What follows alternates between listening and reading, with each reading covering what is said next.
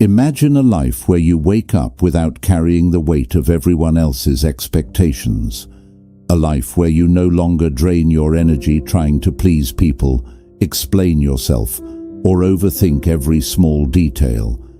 Imagine moving through your day without constant self-doubt or the need for approval, where your peace no longer depends on other people's moods, opinions, or actions. This kind of life is not a fantasy.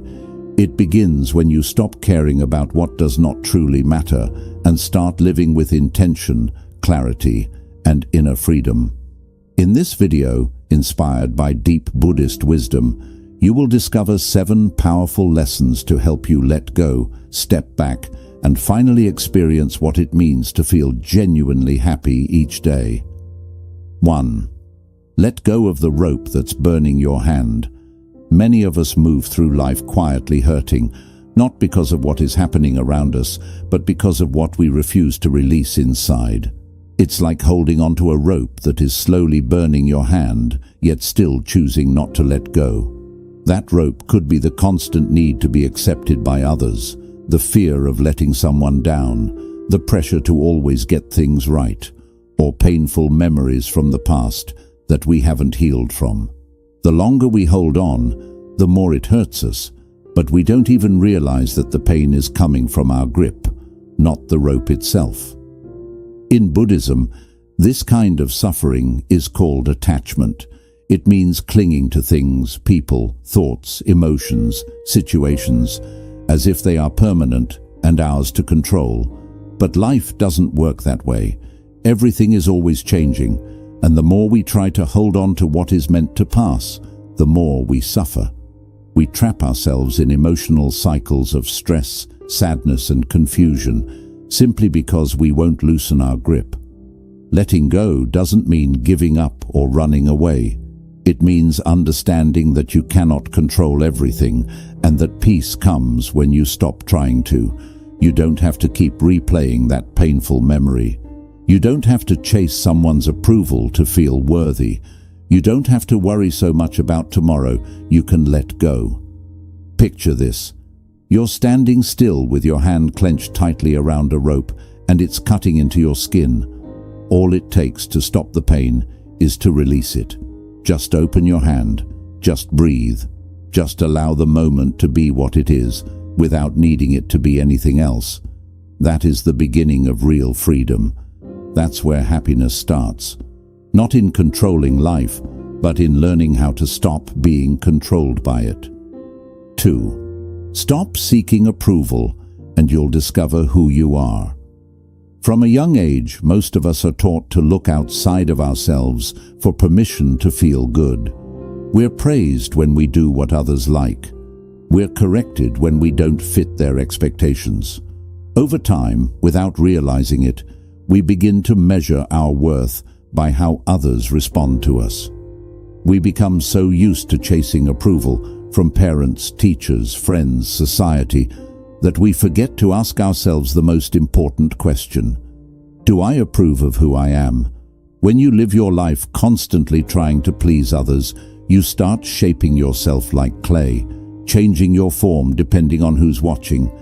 You hide parts of yourself that feel too different. You stay quiet when you want to speak. You say yes when your soul screams no. And slowly, day by day, you lose the connection to your true self.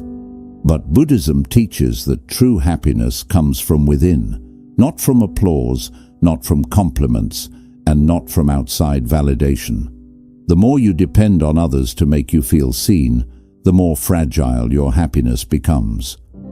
Because what happens when they stop clapping? What happens when they don't understand you, or when they reject you? If your peace depends on being liked, it will vanish the moment someone doesn't. Let this be your gentle reminder.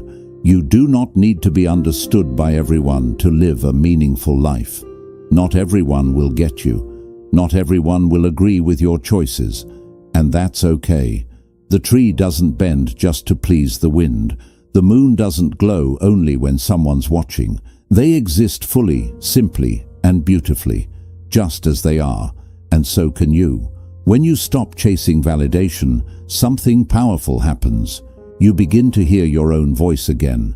You start to ask yourself, what do I want? What do I believe? Who do I want to be? You begin to live from the inside out, not the outside in. And that shift is where your real strength and joy begin. The moment you stop caring about impressing others is the moment you finally impress your own soul. 3. Embrace impermanence. Everything is meant to change. One of the biggest reasons people suffer is because they expect things to stay the same. We want the good moments to last forever. We want people to always treat us the way they once did. We want routines, relationships, feelings, and even our sense of self to remain constant. But life doesn't work like that. Everything you can see, touch, and feel is in a constant state of movement. The seasons shift, the weather changes, our bodies grow older, friendships evolve, emotions rise and fall like waves.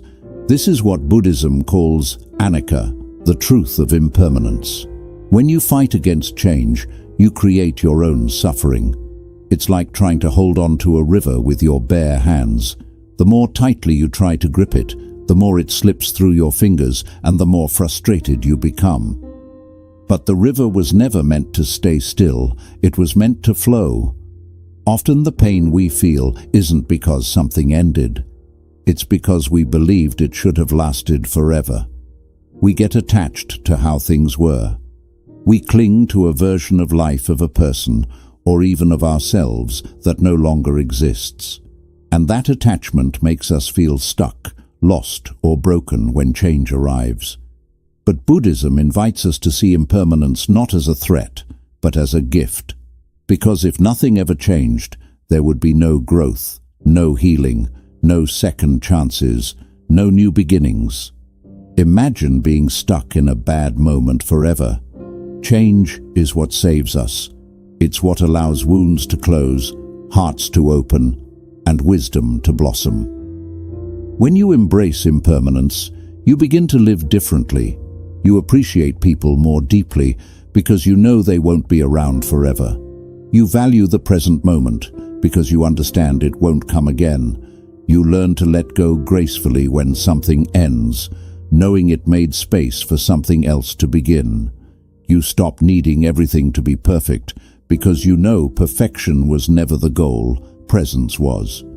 So if something in your life is changing right now, try not to resist it. Try not to cling to what was. Instead, gently remind yourself that nothing is meant to stay the same. Not joy, not sorrow, not even you. Breathe through it. Flow with it. Trust that just as the sun sets, it always rises again. And in that acceptance, you'll discover a kind of happiness that isn't shaken by the changing winds of life. From the moment we open our eyes each morning, the world begins to speak, sometimes softly, sometimes with overwhelming volume. The moment you pick up your phone, scroll through social media, check messages or glance at headlines, you are flooded with noise. Opinions telling you how to live, ads convincing you what you lack, comparisons quietly whispering that who you are is not enough. And without even realizing it, your sense of peace becomes tangled in a web of expectations, distractions, and emotional overstimulation. This external noise, when absorbed daily, doesn't just cloud your mind. It begins to blur your identity, drown your intuition, and pull you away from the calm center within you. Buddhism teaches us the value of mindful detachment, a spiritual discipline that doesn't mean running away from life, but rather learning how to not get pulled under by it.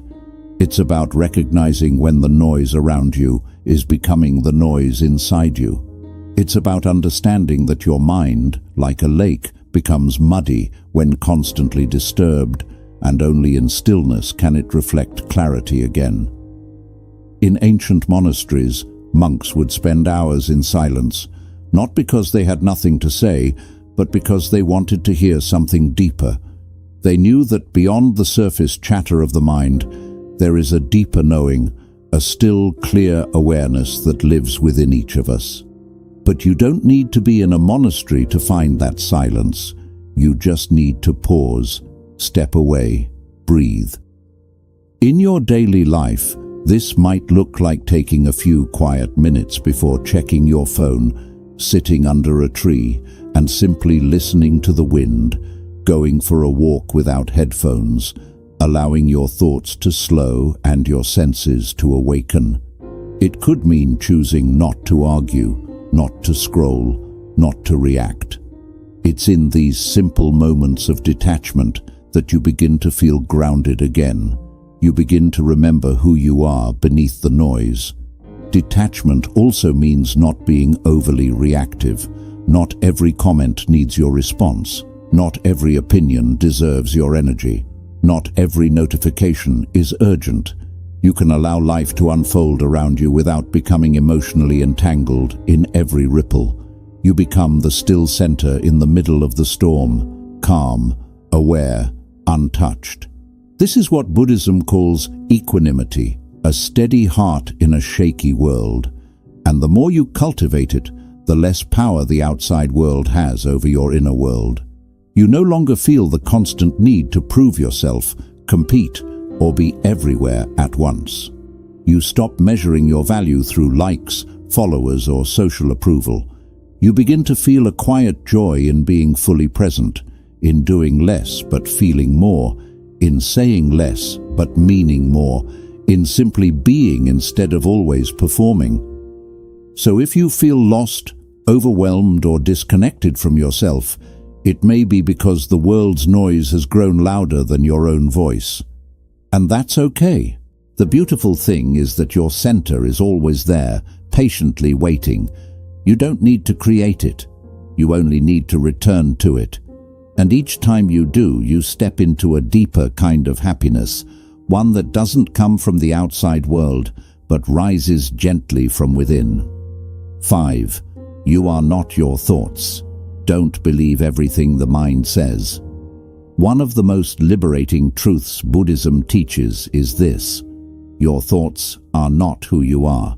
They are not permanent. They are not facts. And, most importantly, they are not always telling the truth. Yet most of us live our lives believing every thought that passes through our minds, as if each one is a command, a reflection of reality, or a judgment worth holding on to. We forget that the mind is like a radio. It constantly plays, but we don't have to listen to every station.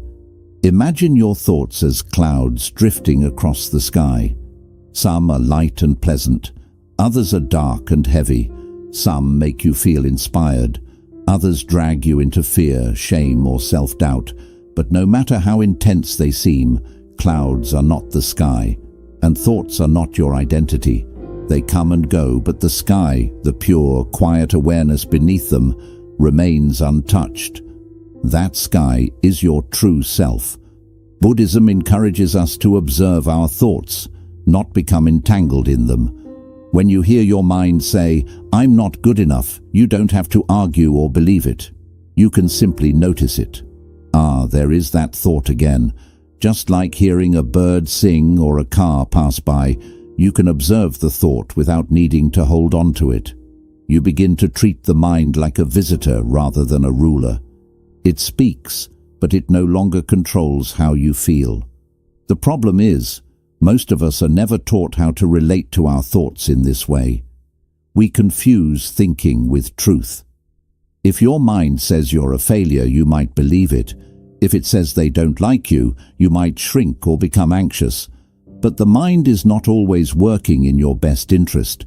Often, it repeats fears from the past, echoes of others' criticism, or beliefs you adopted without questioning. That voice of judgment in your head. It was often planted there by someone else long ago, and just because it's loud doesn't mean it's right. Learning to observe your thoughts without attachment is one of the most powerful spiritual skills you can develop. It doesn't mean silencing your mind completely. That's impossible. It means creating space. It means realizing that you have thoughts, but you are not the thought. You are the awareness that sees the thought come and go. With time, this awareness becomes like a calm lake, reflecting whatever appears, but not clinging to any of it. Whether a stone of fear is thrown in or a leaf of joy lands on its surface, the lake remains itself. When you understand this, you begin to experience a profound shift in your emotional life. Anxiety no longer pulls you under because you see it as a wave, not the whole ocean. Self-doubt no longer freezes you because you recognize it as a mental habit, not a fact. Anger passes through you more quickly because you stop feeding it with your attention. And in that space between the thought and your reaction, you find your freedom. So the next time your mind tells you something painful, pause, take a breath. Ask yourself, is this thought helping me or hurting me? And if it's hurting you, gently let it pass. Don't argue with it. Don't fight it. Just don't follow it. Return instead to the stillness beneath the noise. The more you do this, the more you'll realize that happiness doesn't come from controlling your thoughts. It comes from understanding that you are not their prisoner, you are their witness, and that is your power. So many people spend their entire lives running after happiness, like it's some faraway treasure buried at the end of a perfect moment. Many people believe happiness will come only after they fix everything, after they earn more money, change their body, find the right love, or solve all their problems. But this way of thinking keeps you stuck in endless waiting. Waiting for someday. Waiting for permission. Waiting for peace to finally arrive. Buddhism gently reminds us that happiness is not something you chase. It is something you return to. It is already here. The reason you can't feel it is because your mind is always somewhere else, stuck in yesterday's regrets or worried about tomorrow's fears, focused on what you lack instead of what you already have. The truth is, you are not unhappy because something is missing from your life. You are unhappy because you have forgotten how to be present with the life you already have. This is the quiet secret of mindful living. The present moment is never your enemy. It is not broken. It is not incomplete. It is not blocking your path. The present moment is where your real life is happening, and everything you are searching for is hidden within it. But when your mind is always rushing to the next thing, you miss the beauty of what is right in front of you. You miss the sunlight coming through your window, the soft breeze moving through the trees, the quiet comfort of a warm meal, a deep breath, or a small, peaceful smile. Happiness is not a big moment or a grand event. It is not something you unlock by achieving more. It is not waiting for you in a future where everything is perfect. In fact, chasing happiness only creates more restlessness, because once you get what you thought would make you happy, your mind quickly moves the goal further. You begin wanting something else, something bigger, something better, and the chase never ends. But happiness waits in stillness, presence, and acceptance. Buddhism teaches us to slow down, to breathe, and simply to be. Not to fix, control, or perfect everything, but to notice, appreciate, and fully experience what is happening right now. Even in hard moments, even in pain, there is something sacred in the present moment if we are willing to meet it without resistance. This does not mean pretending everything is okay. It means understanding that peace does not come from changing the moment, but from changing how you relate to it. Try this now. Wherever you are, take a slow breath. Feel your body where it rests. Notice the space around you. Feel the air, the temperature, the quiet between sounds. Allow yourself to arrive in this moment, just as it is, without needing it to be different. This is your life. This is where happiness lives, not in what you wish life could be, but in what it already is, if you are willing to see it. And the more you practice being present, the more you begin to understand that peace is not rare. It is not something you earn after years of struggle. It is available in every moment you choose to slow down and truly experience your life instead of rushing through it. So stop waiting for the next big thing to rescue you. Stop believing that joy is just around the corner. Let go of the chase. Sit down, breathe, and return to this moment. This moment is enough. You are enough. And within this gentle awareness, happiness slowly unfolds, not as a reward, but as your natural state, finally remembered. 7. Choose compassion over control. Free yourself by freeing others. There is a quiet and exhausting struggle many people live with every day. The need to control. The need to control how others think, how they treat us, how life unfolds, how things end, how emotions are managed, and how everything follows a perfect plan. But beneath this desire for control is often fear.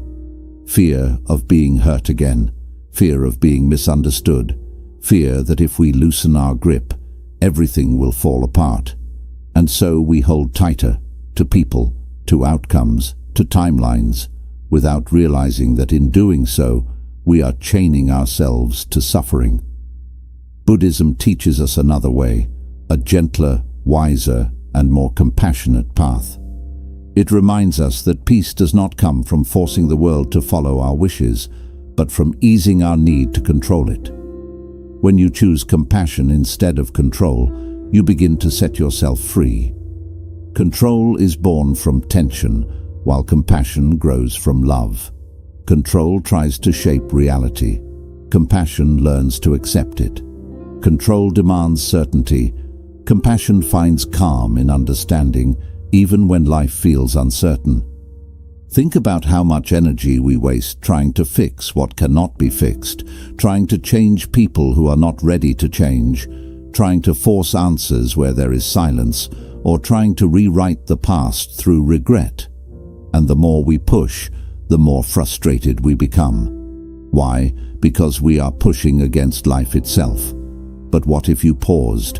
What if instead of gripping tighter, you softened your hold?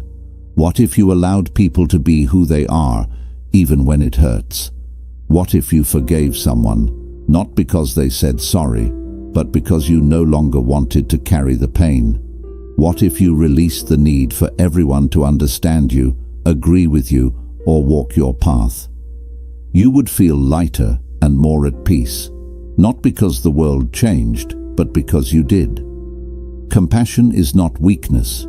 It is not surrender. It is a quiet inner strength, the ability to love and let go at the same time. It says, I see you as you are, and I release the need to control your path. Compassion means offering kindness even when someone doesn't meet your expectations. It means letting go of resentment because your heart is too valuable to be weighed down by bitterness. It means wishing someone well, even if they caused you pain, because your peace matters more than revenge or approval. And this compassion must also be offered to yourself. Stop trying to rush your healing. Stop forcing yourself to be over it when your heart is still tender. Stop criticizing yourself for not being where you thought you should be by now. You are growing, quietly, patiently, one moment at a time.